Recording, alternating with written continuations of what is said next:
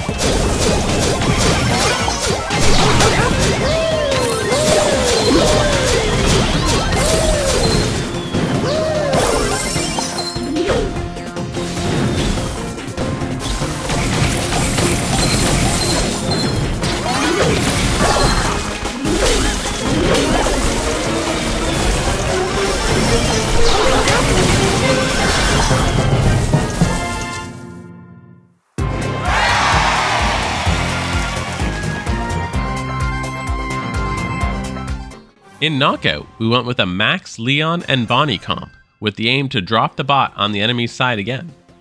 On this map, it was a bit more complicated to do this since you only get one life, and the map is pretty split. In our first game, we got out-comped and outplayed with their thrower being the hardest to deal with. Once Carl had super and the bot was on our side, it was tough to get anywhere near them. Pushing in with Carl's super available would have been futile. In our next 2 matches, we did much better and were able to use the bot to our advantage in most cases. Having 1 life made dealing with the bot much tougher, but we pulled through.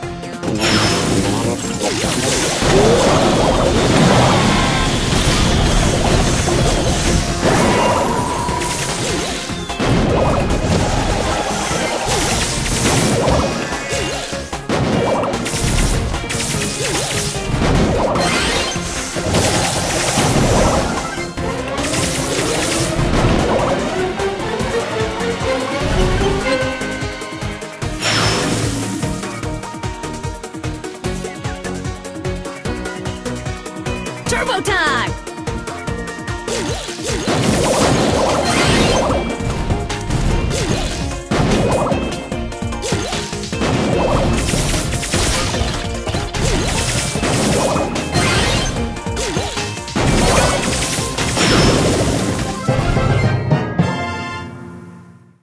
And that was the Big Bot Challenge. I enjoyed this challenge much more than the other challenges. It's shorter in length, and the Big Bot made each game a lot more unique. It was also less stressful due to it only being 8 matches and 4 losses before gems are needed. We also played the Prettiest Bot Challenge, which I'll make a video about in the future. Make sure to like, share, and subscribe, and we'll see you next time on GR Gaming.